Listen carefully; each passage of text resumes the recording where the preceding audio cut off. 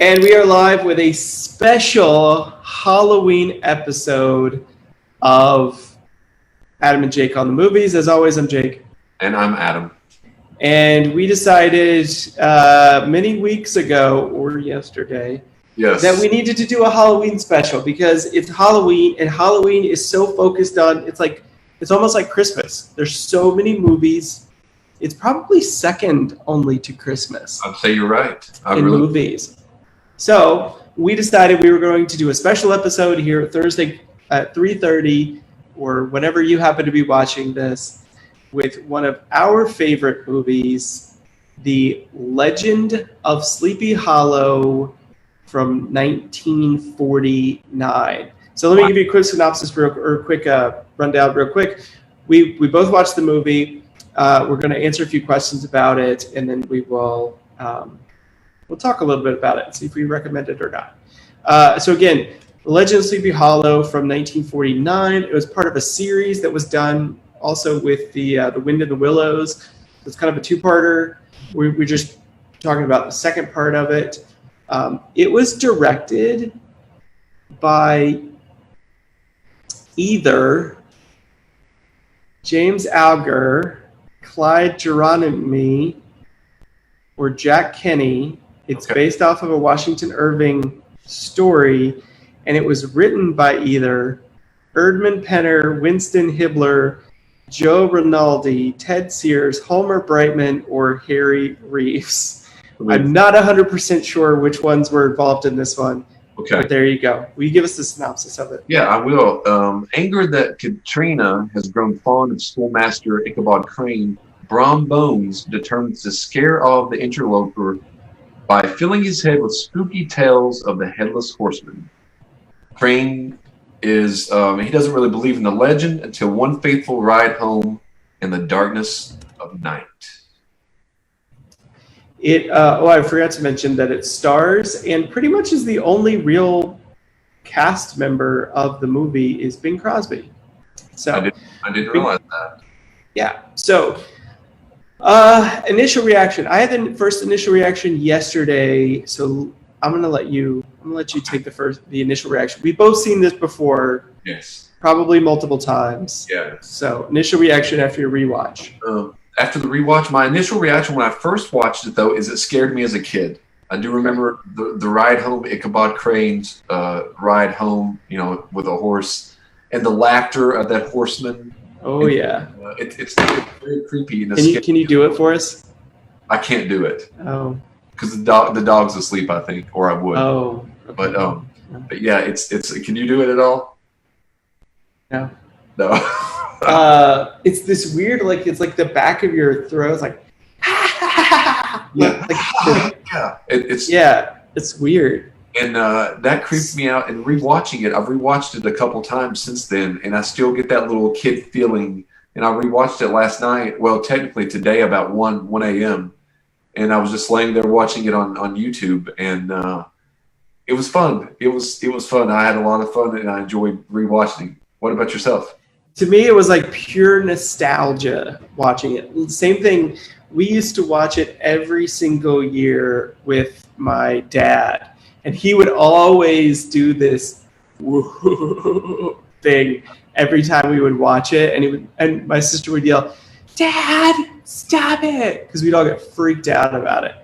I don't get as freaked out, but I definitely feel those emotions that I used to feel back when I originally watched it. So after watching it this time, what did I write down? So I think the biggest thing, what I wrote down as my initial reaction is, what happened?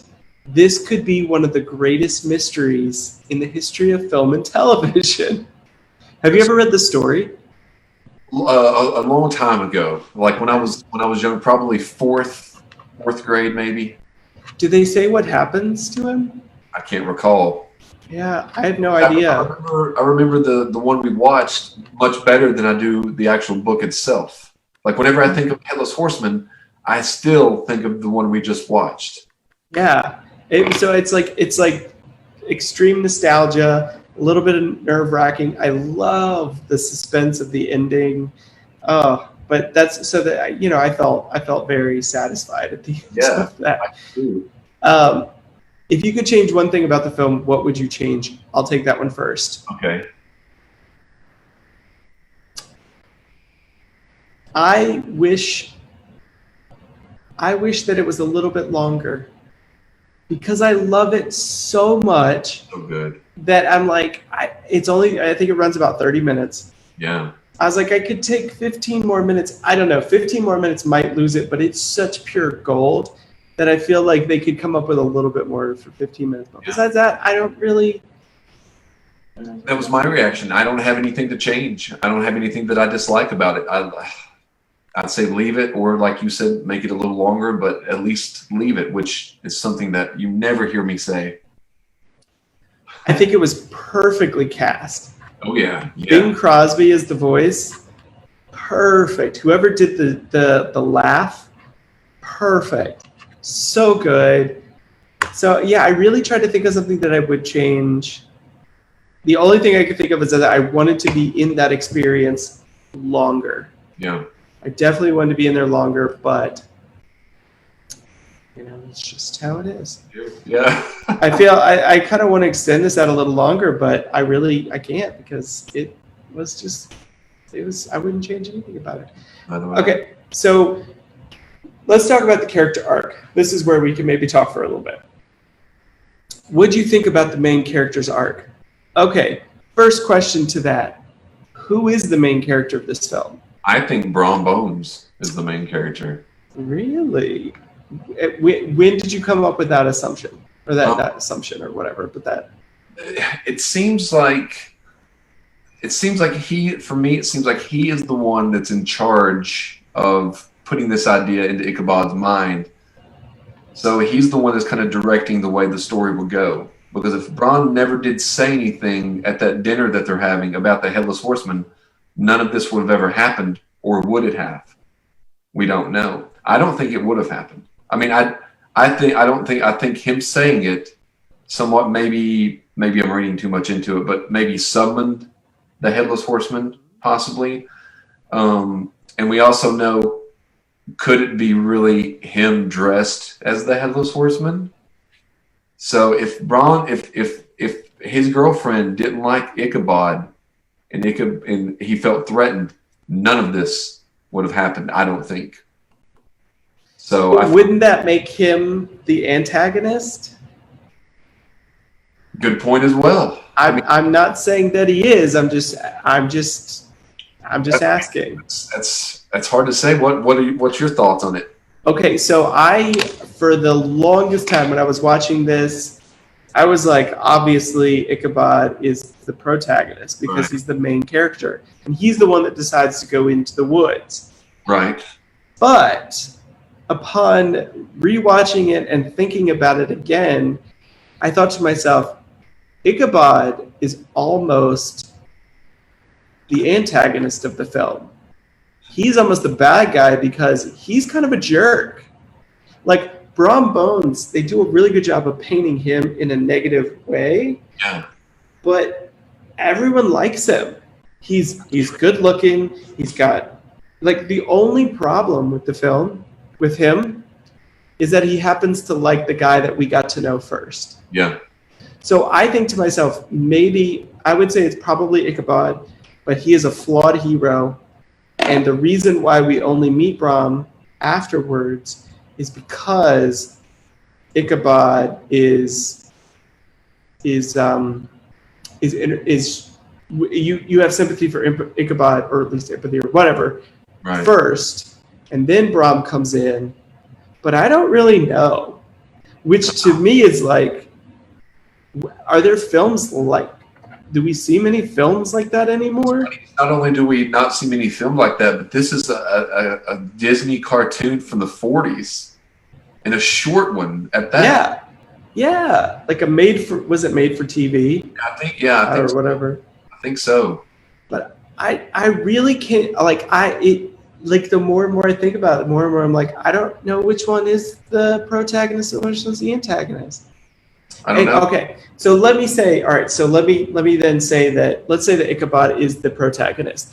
Does he change by the end of the film? I would say probably, because at the beginning he is super arrogant, Snooty, nose up.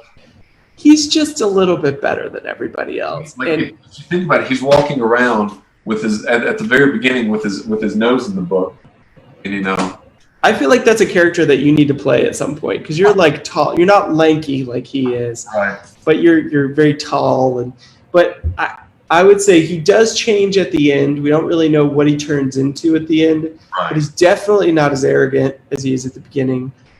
But you know what the funny thing is? This whole thing, that everyone loves Ichabod, and everyone loves Brom Bones. Yeah. They just don't like each other, and she even loves both of them. That's true. They just don't like each other, and they're the only two people that don't like the other one. It's the most mind-blowing 30-minute movie I've ever seen in my entire life. It really is. Where did you watch it at last night? Like what time? No, like where? Like, did you watch it on a platform or anything? Oh, I watched it on Disney Plus. Really? I tried to find it on there and I couldn't. I didn't see it on there. You have to search Ichabod because it's called The Story of Ichabod and the Toad. Yeah. Oh. That's where I watched it. That's So why I went to YouTube because I was like, I couldn't find it on there. But oh well. So anyway, we kind of went a little long on that segment, but so that brings up another good point. Who's your favorite secondary character? I'm going to go with the Headless Horseman. Okay, why? Because I mean, without the Headless Horseman, you would have none of the tension except what Brom Bones builds up. Mm-hmm. But he builds it up with anticipation that you're going to see this figure who dices off people's heads. And we'll get into it, one of our favorite scenes in a moment, but there's one of my favorite scenes is kind of one of the reasons I chose the Headless Horseman. Okay. Because without that whole third act, doesn't exist. Yeah. Okay, here's a question. Is the Headless Horseman real? Does it really exist? Or is it Brom Bones? We kind of talked about this a little bit, but in your opinion, what do you think the Headless Horseman is? I think it's real. Okay. I think it's real. I think it plays better for the intensity if you think that he's real. Mm-hmm. And if Brom Bones is the one who's the Headless Horseman, it kind of makes him out to be more the quote villain. Yep. As well. And does that mean if Brom Bones is the Headless Horseman, did he murder Ichabod Crane? Did this make him a murderer? So I like to think that the Headless Horseman is real. But we're also assuming that he's dead. Yes. So, gosh, they're so good. There's so many layers to this. There's so many layers to this little story. Yeah. Okay, I liked two characters as the secondary characters. The first one was that little short lady with the green dress that he dances with that just giggles the whole time. I thought she's a haircut too. Hilarious. Yes, you can only see like one eye. Yeah. She just giggles the whole time. And the other one that I really liked, like I was like, it's obviously it's gonna be her. It's gonna be her, it's gonna be her, it's gonna be her. But then when I got to the end, I was like, I think it was Ichabod's horse. I love Ichabod's horse. I like his horse too. He's such a fun character. And the thing, you want to talk about visual storytelling? There's like no words except for the Bing Crosby comes back in at the end, but there's no words from the middle of the film to practically the end. That's true. Or I guess you could say it was the whole third act has no words in it whatsoever. Yeah. But the horse does such a good job. Even at the beginning when we are introduced to the horse, and he just kind of clomps a log. He's like Rocinante from Man of La Mancha. He's this old plow horse. That's for you to bring up Man of La Mancha. That's weird that you bring that brings back up a memory. I'll relate later though. But all right. So yeah, I would say it was the horse. I do like the Headless Horseman. I think he's very, very, very important. I like the horse better now that you mentioned the horse. But they're so fun. That's a good choice. I didn't even think of him. He's like Yeah, well, I was gonna say he's like an arrogant version of the horse in the Toad movie. Okay. But we can talk about that later. So do you think the music and score helped or took away from the film? You want to take this one first? Sure. I don't think the music helped a film more than it did this one. The songs that they sing are perfect. The great thing is there's no sound effects in this movie until you get to the third act. Yeah. But it's all the sound effects are done through the music. Like when he walks to the music. When he prances to the music. When he gets the cake, it's to the music. That's true. Everything is to the music. And plus, I've been singing, so I watched it earlier today. I didn't watch it last night. I should have watched it at night. But I kept singing the Ichabod Crane. Do, do, do, do, do, do, do. But I like, to me, the music is literally perfect. It's the high point. The whole thing's a high point, but just the songs, that's one of my favorite. Like when Brom Bones is telling the story, and Ichabod's sitting there with a coffee cup and he's pouring the coffee, and then he's just slinking down and then his like shirt comes up over his head. It's just such a great visual. The song's great, but like you just stated, every single song is a knockout. Every song, and it wouldn't be the same if one song was taken out. So the song that he's dancing to, when they do the whole dancing duet thing where they go back and forth, that song is so bright and light, and then it just boom shifts gears as soon as Brom Bones gets up there, and it starts to bring. So we go from this like high, then we start to get a little bit darker, and then as soon as he gets out into the woods, it just you get to such a low. Yeah. And it's so good, and then it just takes off from there. Oh, the music's so good.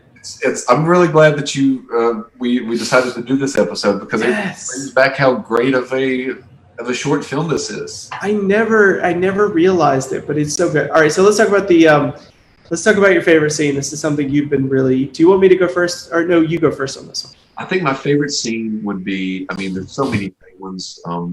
I'll name two of them. I love the whole when the song we just discussed, when Ichabod is getting scared, because the crowd originally he's like, they're having dinner and everyone's together, they're having that light moment, and then as soon as Brom starts telling the story, if you notice at one point Ichabod is kind of secluded from everyone else. He's kind of back a little bit. Mm-hmm. Everyone else, and they're looking over, and he's like putting the salt on the egg. That's the way the scene ends. He's putting the salt on the egg, and then his face turns like, ooh, and then the smoke comes out, and his face turns really red, and then it segues into. It's a perfect segue into him on that horse, barely going in Ichabod. Yeah. But the whole third act would have to be my favorite. Just the whole. Well, it's hard to say which one's my favorite, but I do like when Ichabod thinks that they're getting away, like he thinks the Headless Horseman's coming. And then he realizes that, he's galloping, or so he thinks. And then the horse is like asleep on the tombstone. His butt's on the tombstone. Yeah. And then he somehow he goes forward, and then those little, what are those called? Those little things that are hitting the log. Those little, whatever it is, whatever kind of little plant or whatever's hitting the log, making that sound. He picks it up and he starts doing this laugh. And then the laugh starts to echo. And then that's when he sees the Headless Horseman. So I think that right there is one of my favorite scenes. Yeah, I'm going to agree with you. I really like the dancing scene. I think there's so much fun with the dancing scene.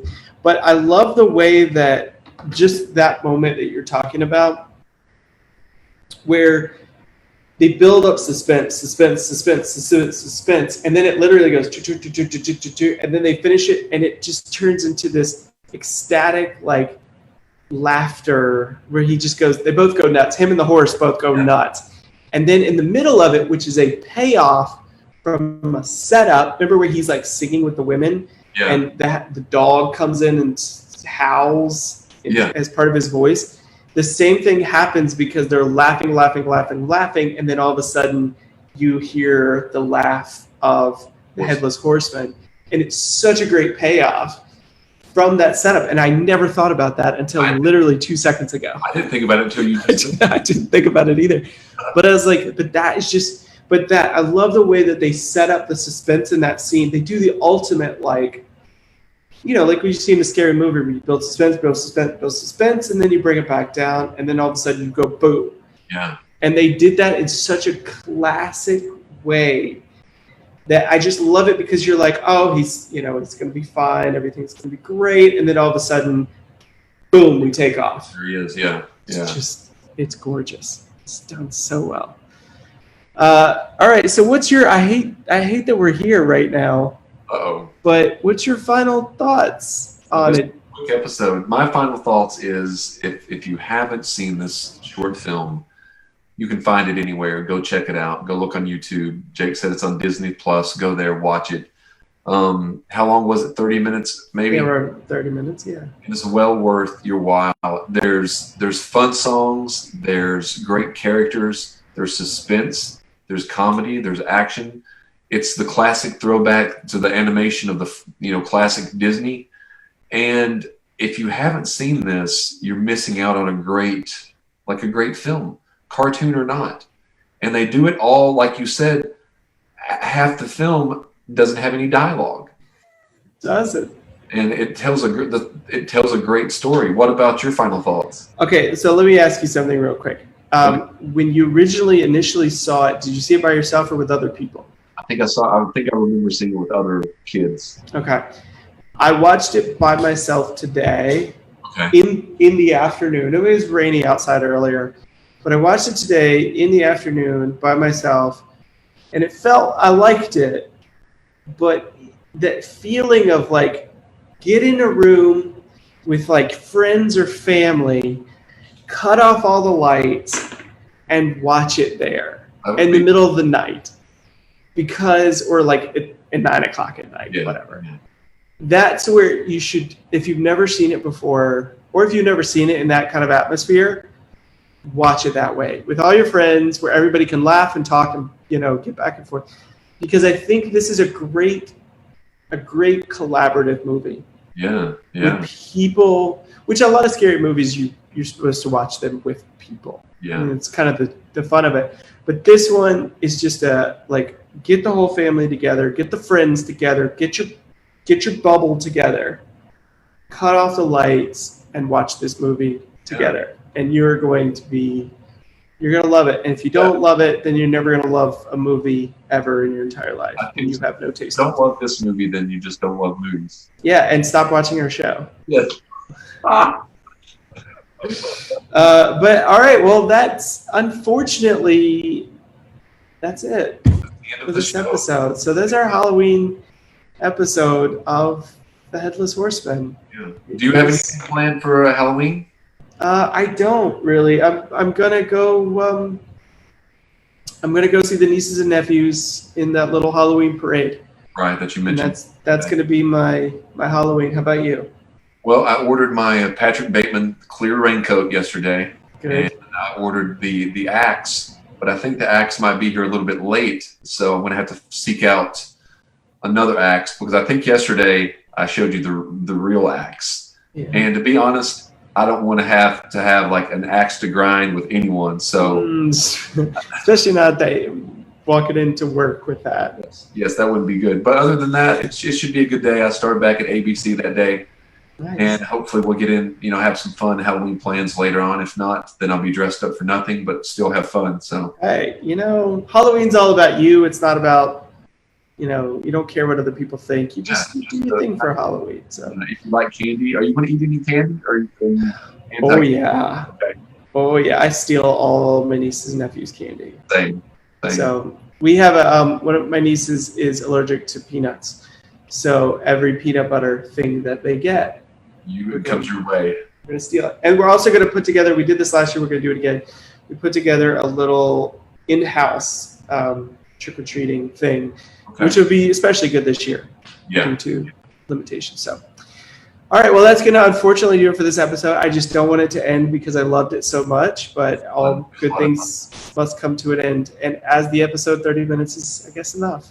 Yeah. So we'll be back. Thank you for watching this special episode of Adam and Jake on the Movies, where we talked about The Legend of Sleepy Hollow. So as always, I'm Jake.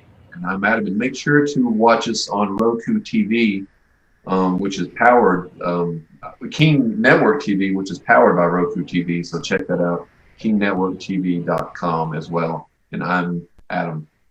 And that's going to do it for us. We will see you next time. Thanks for watching, guys. Later.